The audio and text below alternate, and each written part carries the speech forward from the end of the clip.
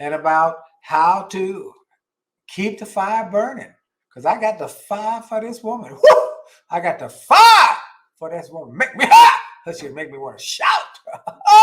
Come on now. We want to encourage everybody to continue to please share this with everybody in your family, your friends, your neighborhood, everybody you know. Let them know and tell them to be part of our community.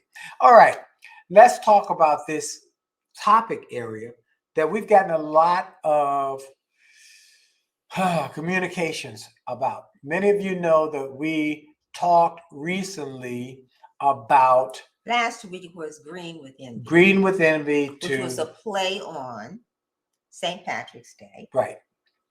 And challenges that people have in their relationships. Yeah, and envy. But this week, that prompted people to reach out to us. Oh, did they reach out? Anyway, we talked last week about envy, and that prompted people to send us letters. And we got a number of letters that not only talk about envy, but jealousy. And that is one of the... And what is the difference? And that's a big difference. There's a big difference. Many people think that they're the same thing, but they are not. And we want to talk about that and how to overcome jealousy, particularly if you've got a mate who is... Maybe you can't overcome jealousy. Yeah, you can. If the other person is... Yeah, you can. You can. We already disagreeing. We are disagreeing. All right. Olympia from Odenton, Maryland is here. Thank you, Olympia, with the new grandbaby, little Reggie. All right. Let me tell you the difference between envy and jealousy. Envy and jealousy. Envy is the emotion of coveting. Remember I told you that the other night? What someone else has. It's coveting, wanting what somebody else has, while jealousy is the emotion related to fear. It's a fear-based emotion that something you have will be taken away by someone else. So envy normally involves 2 and jealousy involves 3. Yeah. Envy of each other. I envy you because you are always so neat. Okay, I can say that. Okay. I envy my pastor because he got the new Tesla that I want. I got the old Tesla, but he got the new one, the brand new one that does stuff that I like. I want to get. I envy, right? But it's a joy to celebrate him. And as I get to the point where I'm getting ready to order mine, so that's envy, you know. And it's a so envy is an internal longing. Yeah, I love feeling for something that somebody else has. Yeah, I is that good or bad? Isn't envy one of the words in the Bible, one of the 7 deadly sins? No. But jealousy is different. Jealousy is when you didn't answer that question. I said, isn't it one of the 7 deadly sins? Did you do the research to find out? Because you're the research girl. Miss Research Girl. So to summarize, envy is when you're dealing with one. You want something somebody else. Or you want to like or admire even. I admire. Like better. I admire that's positive. My pastor for his humility. I admire the fact that he has the car that I want, and I admire that. Okay, so that's okay. Admire is positive. Negative is, envy is negative. Yeah, admire. Okay. Okay. Now that's a good way to look at that. That's good. The difference between admire is positive. Envy is a negative emotion. Right. And now let's go to envy versus jealousy. Jealousy is when you have fear. It's fear-based that someone is going to take away something that you have or you want. So here Terrence said the 7 are pride, greed, lust, envy, gluttony, wrath, and sloth. Thank you. So envy is one of them. Now, the envy is a negative emotion, a way of not admiring, but you're mad, you're angry, you're annoyed and want what they have. I'm not annoyed with anything or anybody else got. I admire them for the work they did to get it, and I aspire. Come on, somebody! I aspire to. When I was when I didn't get when I wanted to be in the Hall of Fame for speakers.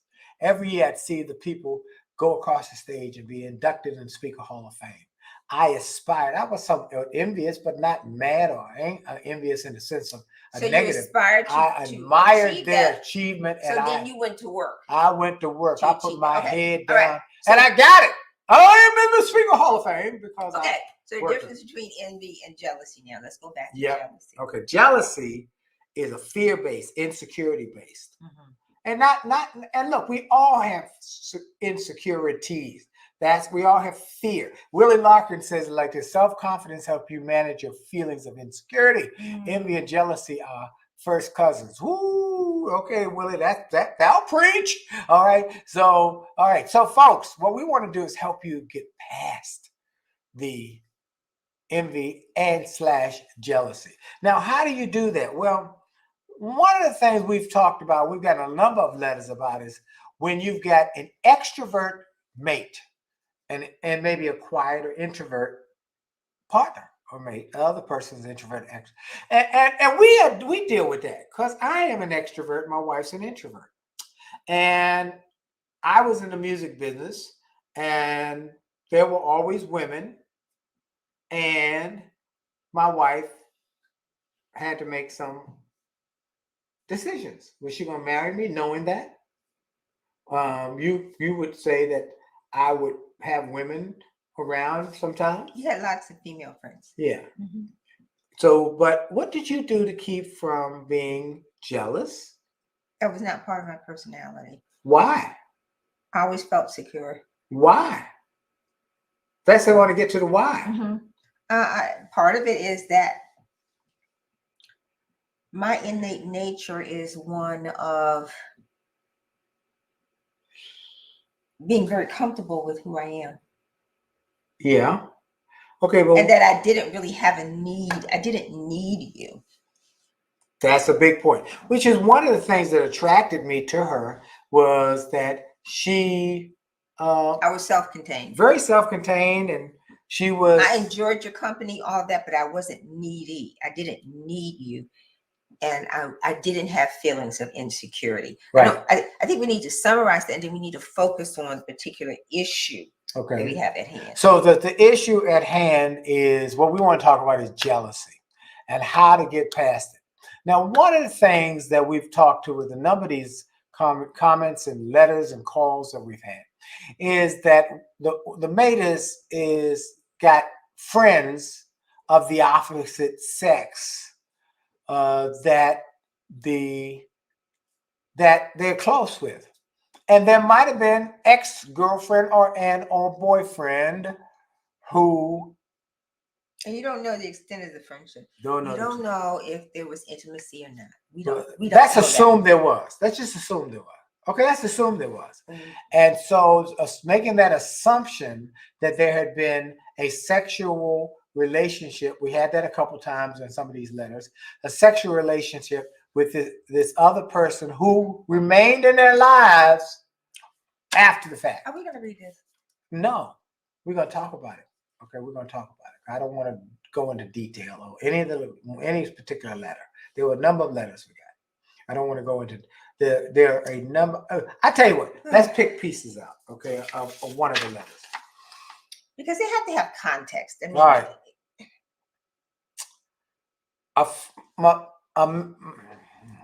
There. Okay.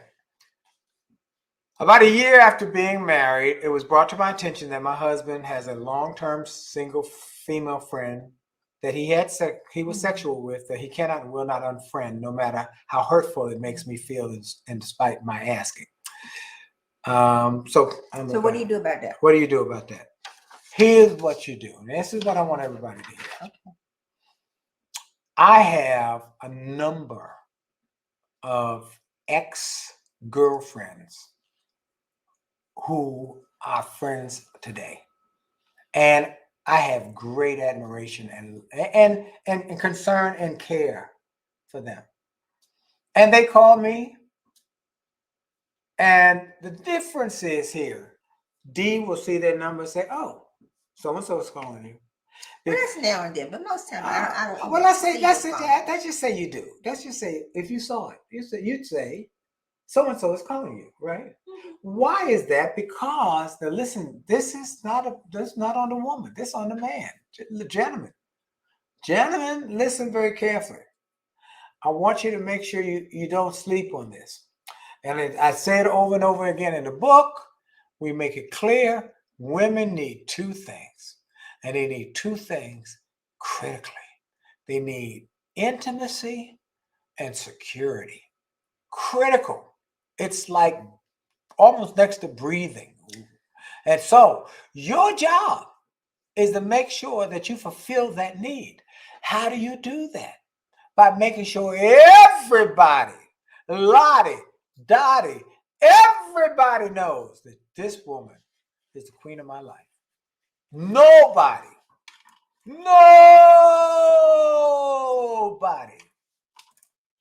can even come close. So maybe their personalities are not like yours. You're sanguine. You tell stories.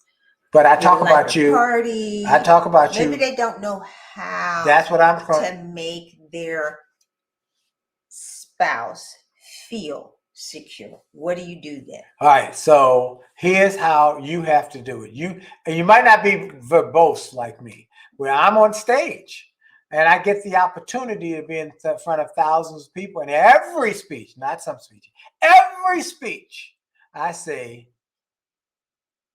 let me tell you about my wife. I'd crawl over broken glass to get to her. If she leave me, I'm coming with her. And she is the love of my life. Now, I get that opportunity, but everybody didn't have that opportunity. Right. But So what do you do? here's what you do. You let those you let that, if there's a concern about some ex, Mm-hmm. say, hey, ex, good to have you. Me and Susie, or me and Dee are going to come and have dinner with you. Mm-hmm. We are one. There ain't no me by myself talking to you. It's me and Dee gonna come have dinner with you. Or call my house, talk to Dee, and she'll give me the message. It's making them understand we are one. This is it.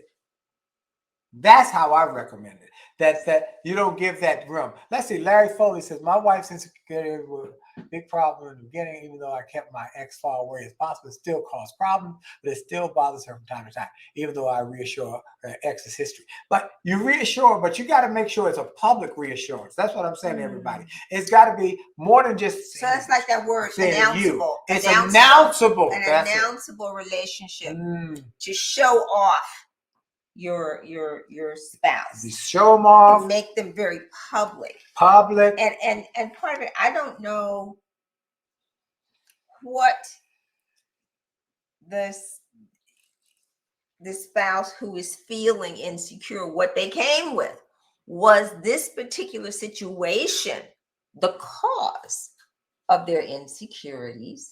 What do you mean challenges? By that? Did this particular situation here, did that cause her feelings, or were there some? Oh, I see. Were there? What did she come with? Something? In other words, did you come with some baggage? Something happened in the past that you haven't forgot. Somebody dogged you out, didn't take care of you in the past. Certain actions, certain taking the phone and going someplace else.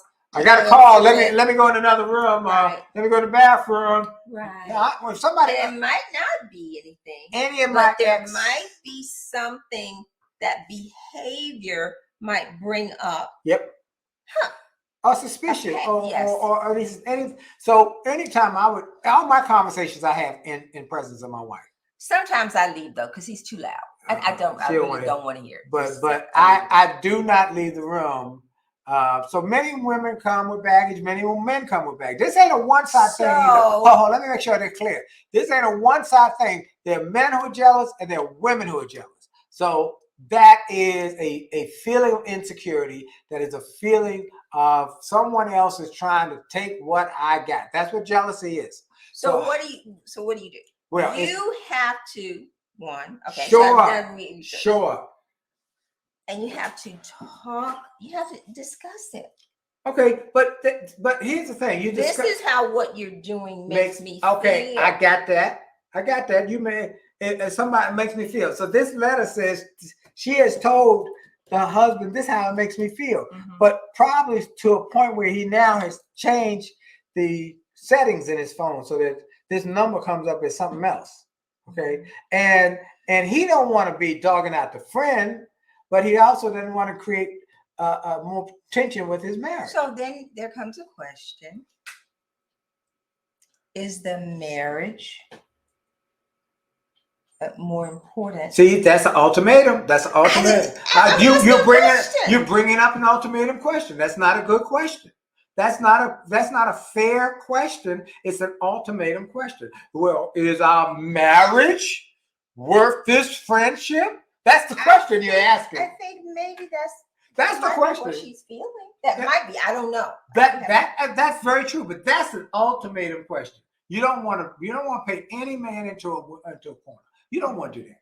You never want to do that. You know, it's you don't want to do that. What you want to say is, what do you want to do? Here's what you want to do: be friendly, be frank, be fair, be focused. Now you just said, and I think be friendly. Friendly start 4 F's in the book.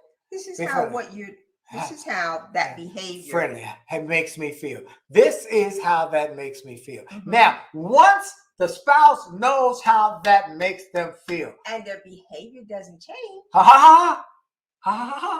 I said to you that the secret is to shore up their insecurity by not getting rid of the friend who might be a good. I got some good friends. If you told me get rid of X or get rid of Y, I don't want you to ever talk to them. I'd say, I don't know why would I do that? That you would say that. I'd say, why? That would be inconsistent. Well, you can't say that. I'm just saying, but that's totally not inconsistent. I'm not you and the you. If you were to say that, I would say, hold up. Why? Listen, my responsibility would be then, let me shore up your confidence and your security more so than having to ditch my friends. If that's what's bothering, always going to be somebody. It's always going to be. And so I want to make sure you comfortable saying, I know for sure that man love me. Is that what you know? Yes, dear. Come on, somebody. What's making her feel that way? Right. What's the big why? The big why. Okay. What do you do when your spouse has a problem with intimacy? Hugs, kisses. I love it. She doesn't.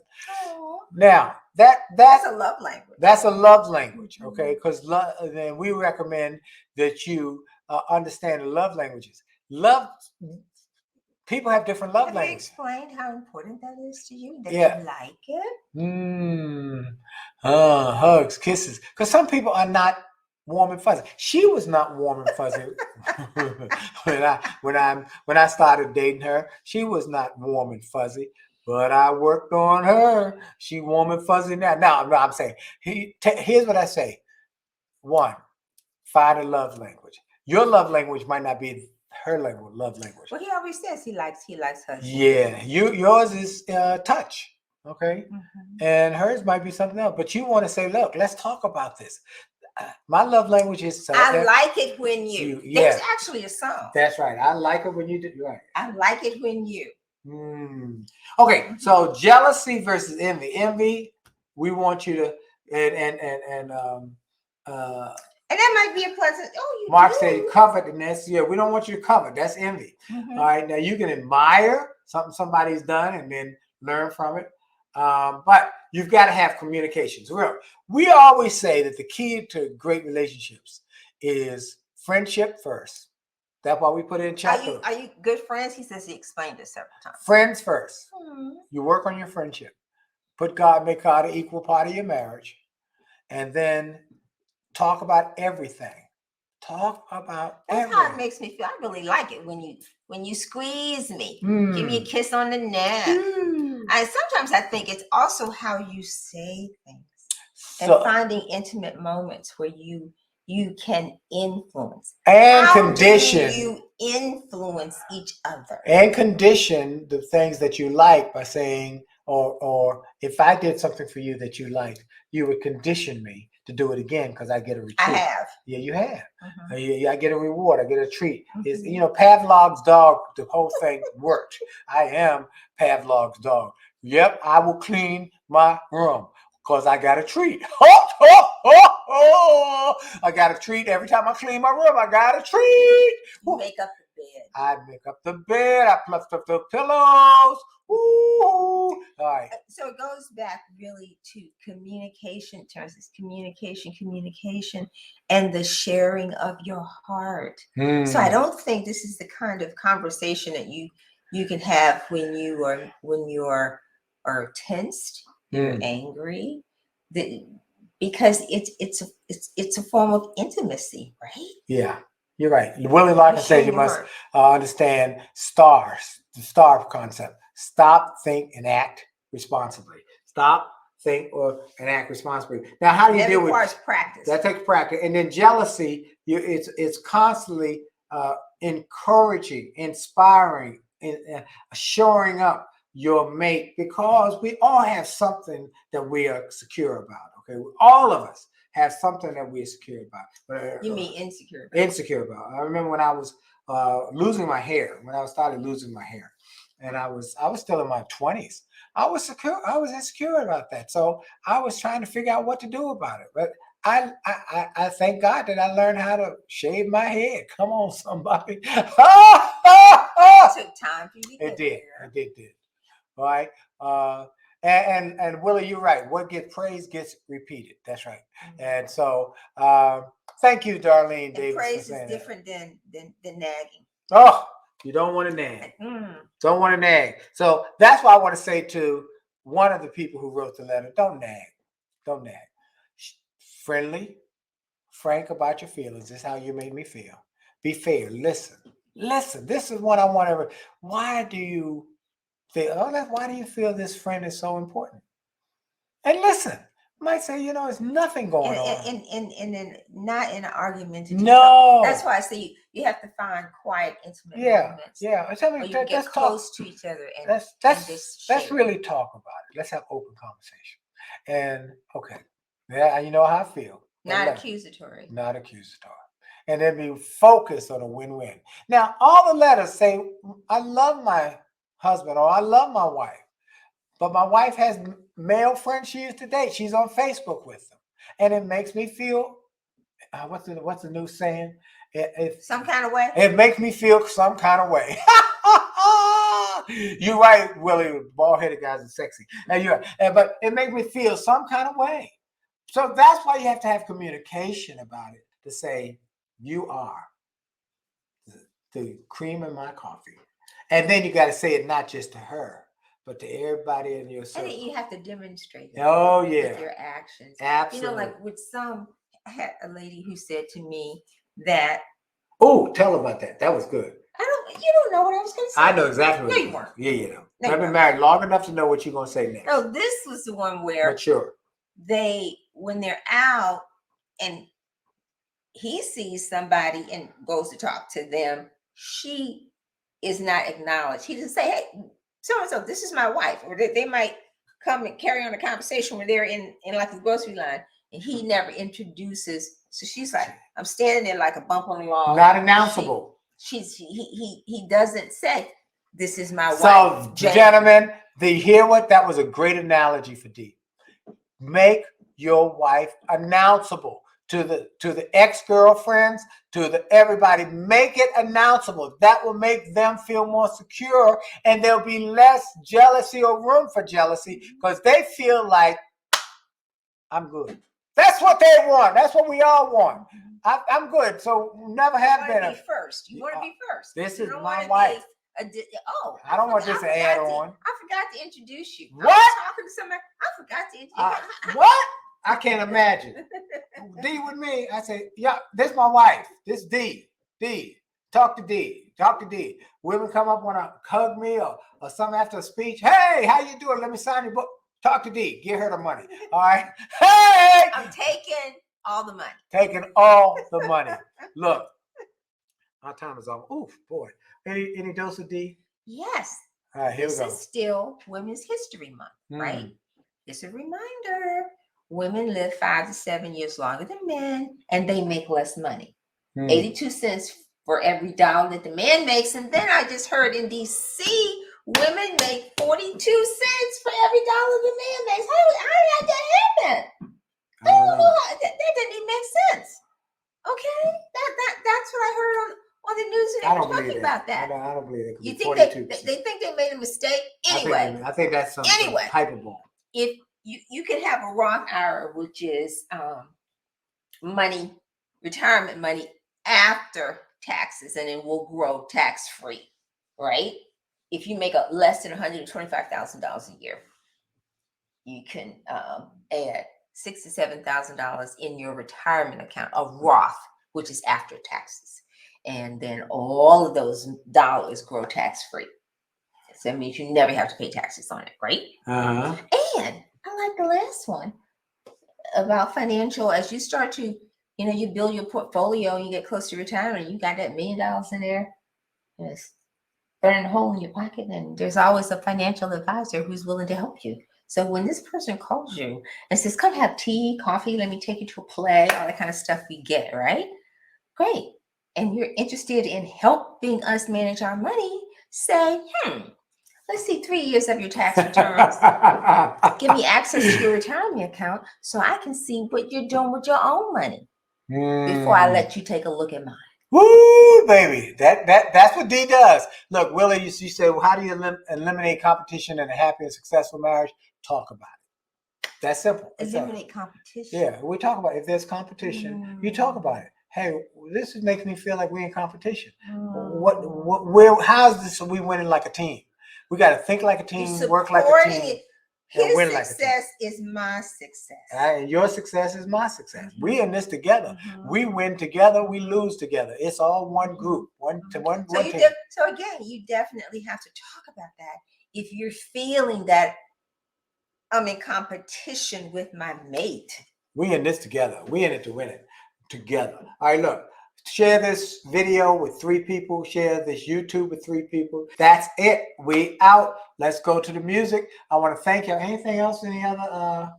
That's it. That's it. Yes, I will say I want to thank everybody at High Point University for making me their latest artist in residence. Nito Cobain and all the folks there who invited me to join Steve Wozniak, the founder of Apple, and Dean Cain, Superman from television and movies, and the founder of Network Flicks. I'm honored to be part of that prestigious group of artists of residence, High Point University. All right.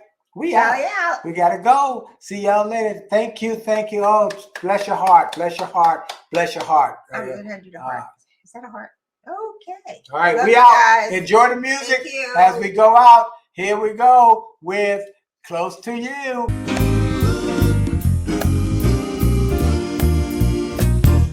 Why do birds suddenly appear every time you are near? Just like me, they long to be close to you.